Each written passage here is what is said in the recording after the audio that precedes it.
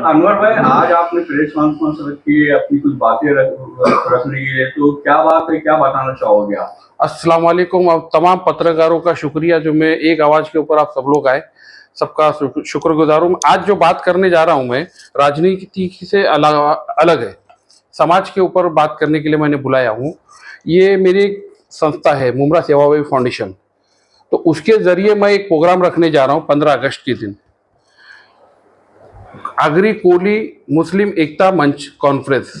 ये प्रोग्राम रखने का मकसद ये है कि आज जो देख रहे पिछले कई सालों से और पिछले 2 सालों से देखेंगे मुमरा के जो हालात है, तो मैं उसके ऊपर एक कुछ अलग प्रोग्राम करना चाहता हूँ कि जैसे कि मेरी पैदाइश ये कलवा मुमरा की है।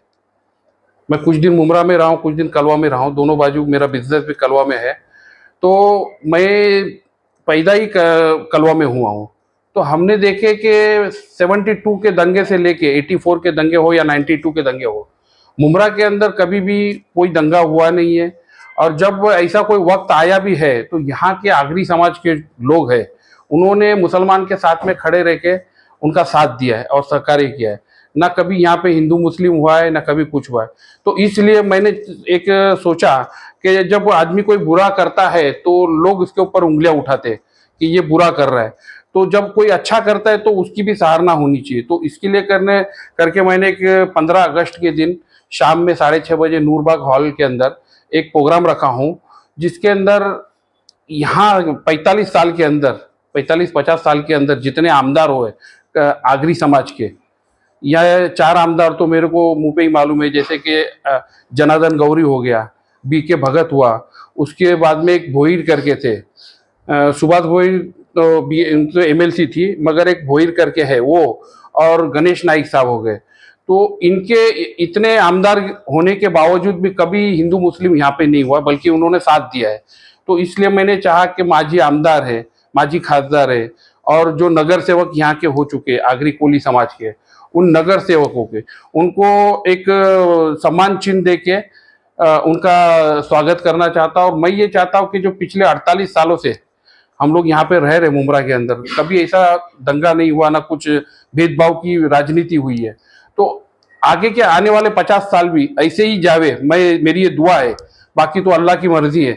तो इसलिए मैं चाहता हूँ कि ये ऐसा एक प्रोग्राम करके आगरी समाज के लोगों की एक सराहना करना और उनको हौसला अफजाई करना। तो ये प्रोग्राम नूरबाग हॉल में होगा कितने बजे से? ये 6:30 बजे से लेकर 10 बजे तक का होएगा। और ये आज से मतलब आगाज किया हूँ मैं आपको बुला के, और लोगों को बताना चाहता हूँ कि ये प्रोग्राम हम कर रहे हैं। और ये प्रोग्राम की खासियत ये रहेगी कि जैसा कि ये प्रोग्राम मैं कर रहा हूँ तो इसका क्रेडिट सिर्फ मैं लूंगा ऐसा नहीं, यानी कम से कम मेरे लिस्ट के अंदर 100 लोग हैं, 100 के आसपास है। तो इन लोगों को सबको बुलाया जाएगा। मुमरा के जो कद्दावर लोग हैं, नेता है, नगर सेवक है, समाज सेवक है और बिजनेसमैन है, इन लोगों को भी बुलाना है। और मुसलमानों के हाथों से आगरी समाज के और कोली समाज के लोगों को ये टॉफी दी जाएगी और सम्मान पत्र दिया जाएगा। अनवर भाई, ये ख्याल तो काफी अच्छा है, प्रोग्राम तो काफी अच्छा है, लेकिन इससे एक सवाल जहन में पैदा होगा कि मौजूदा आमदार के वक्त में हिंदू मुस्लिम हो रहा है शहर में, ऐसा कहना चाहते हैं? देखिए, अभी जो विशालगढ़ का हुआ, तो विशालगढ़ के लिए हमारे माननीय जितेंद्र आवाड साहब गए, बहुत अच्छा लगा मुझे। मगर आज से 1.5 साल पहले जो यहाँ पे बाबा फखरुद्दीन शाह के ऊपर पहलवान शाह बाबा की दरगाह है, यहाँ पे एक थाना का आदमी आता है और ये आने के बाद में ये करता है। तो उस वक्त मेरे ख्याल से आमदार साहब कुछ बोले नहीं थे, या बोले थे तो मेरे को मालूम नहीं, मगर यहाँ पे उनको ज़्यादा देखना चाहिए अपने वार्ड के अंदर। तो हमारे आमदार का क्या मालूम है, पूरी दुनिया की पड़ी है इनको। पाकिस्तान में कुछ होएगा तो उसका, लंदन में कुछ होएगा तो महाराष्ट्र में, इंडिया में, मगर वो अपने वार्ड के अंदर क्या होता है वो नहीं मालूम। और यहाँ तक हमको तो ये भी मालूम पड़ा था कि वो जो आया था मनसे का था, वो इनका दोस्त था, अविनाश यादव। तो मैं आपको और एक बात बताना चाहूंगा कि बहुत से लोगों को दरगाह से एलर्जी है, मगर मैं ये बताना चाहूंगा कि आगरी समाज और कोली समाज दरगाहों को बहुत मानता है। एक सबसे बड़ी मिसाल मैं आपको दूंगा, हमारे यहाँ के जो आमदार हो चुके गणेश नाइक साहब, उनके बंगले के आंगन के अंदर एक दरगाह है जिसकी खिदमत वो खुद करते हैं। दूसरा मैं एक मिसाल और दूंगा, कोली समाज के जो आनंद तरे है, जो राबोड़ी के बाजू में ही रहते, उनके बंगले के बाजू में दरगाह है, 2 मजार की, वो खुद खिदमत करते हैं। और यहाँ कौसा गांव के अंदर जब मैं 92 के अंदर यहाँ पे रहता था, तभी यहाँ पे शालिक टकले करके थे, तो वो दरगाह की काफी इज्जत करते थे और बोले मैं दरगाह को बहुत मानता हूँ, हर जुमेरात को जाता हूँ। तो ऐसा नहीं है कि हर समाज में दरगाह को मानने वाले नहीं है, मगर कुछ लोग ऐसे हैं जो दरगाह के ऊपर राजनीति करना चाहते हैं। तो बस उसके लिए मैं ये चाहता हूं कि मुमरा के अंदर आने वाले टाइम में कुछ माहौल खराब नहीं होवे, और इसमें कोई भी राजनीति का मतलब कोई मकसद नहीं। मैं भले शिवसेना पार्टी से हूँ, एक शिंदे साहब की पार्टी में हूँ, मगर ये मैंने जो रखा है ये मेरा मुद्दा से जो रजिस्टर है उसके ऊपर काम कर रहा हूं।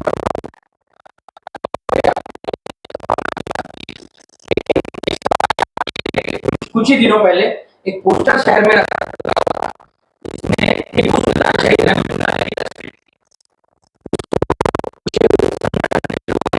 निकलवाया, कहा कि उन्हें किस तरह से वो कहते हैं टीपू सुल्तान शहीद रहमतुल्लाह अलैह, आप जानते हैं कि फ्रीडम फाइटर है और बड़े बड़े जो विशेषज्ञ हैं, जो राजनीति जो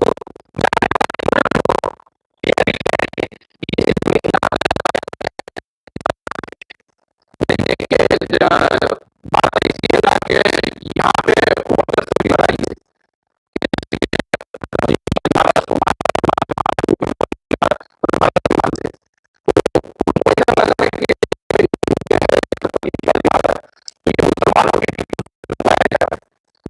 नहीं है। मुसलमान जो जिनको नहीं मालूम छत्रपति शिवाजी महाराज के बारे में, वो छत्रपति शिवाजी महाराज को नहीं मानते।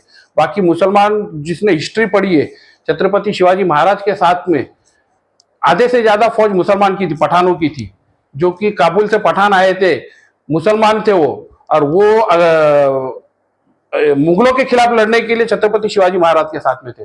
तो ये क्या मालूम है वर्चस्व की लड़ाई है, और तेरा राजा छोटा मेरा राजा बड़ा करके ये कर रहे। और इसके अंदर मेरे को जहां तक मालूम है, इसके अंदर आगरी कोली समाज नहीं था। अनवर भाई, जिस तरीके से आपने दरगाह के बारे में बताया, हाजी मलंग की दरगाह पे मुख्यमंत्री एकनाथ शिंदे वही कहते हैं कि मलंगगढ़ को मुक्ति दिलाएंगे, और वो लोग उनके ही कहने पे ऐसा बताया जा रहा है कि कार्रवाई भी की गई वहां पे, तो उसको लेकर क्या कहना चाहिए? देखिए, मैं जो कार्रवाई हुई या दरगाह तोड़े उसके तो फेवर में नहीं हूँ, मगर जब भी मुझे मौका मिलेगा तो मैं माननीय मुख्यमंत्री एकनाथ शिंदे साहब से बात करूंगा उसके लिए। आप तो करीबी है, काफी करीबी है। देखो, मैं हकीकत में ऐसा हो गया है कि पिछले 6 महीने से मुख्यमंत्री साहब से नहीं मिला, क्योंकि मुख्यमंत्री होने के बाद पहले मंत्री थे तब भी हमको थाना के बंगला में मिल जाते थे, मगर अब भी जब भी हम लोग वर्षा में भी जाते तो मालूम पड़ा कहीं दौरे पे है, कहीं क्या है। तो मेरे तरफ से मैं पूरी ईमानदारी से कोशिश करूंगा और मुख्यमंत्री साहब को बोलूंगा कि साहब ऐसा कुछ नहीं होना चाहिए। अनवर भाई, जिस स्टेज से खासदार बैठे रहते उस स्टेज से जहरीले बयानबाजी होते, तो क्यों नहीं रोके जाते उस बयान को? देखिए, उसके लिए तो मैं लास्ट टाइम पे हमारे जो यहाँ के वरिष्ठ पत्रकार है, जिसको रफीक कामदार बोलते हैं, उनसे भी हमने वो टाइम जो प्रोग्राम हुआ था, तो उस प्रोग्राम के अंदर भी मैं जाने के लिए ये हुआ था कि नहीं, उनके सवालों का जवाब मैं दूंगा करके, मगर कुछ लोगों ने मुझे रोका था। तो ऐसा है कि देखिए, ये जो हिंदुत्व जो उठा है ये महाराष्ट्र का नहीं है। महाराष्ट्र की पब्लिक जो है ना एकदम साइलेंट पसंद है, अमन पसंद है, मगर ये कोई 1-2 स्टेट है वहाँ से जो उठ के आते हैं और वहीं से सब पूरा।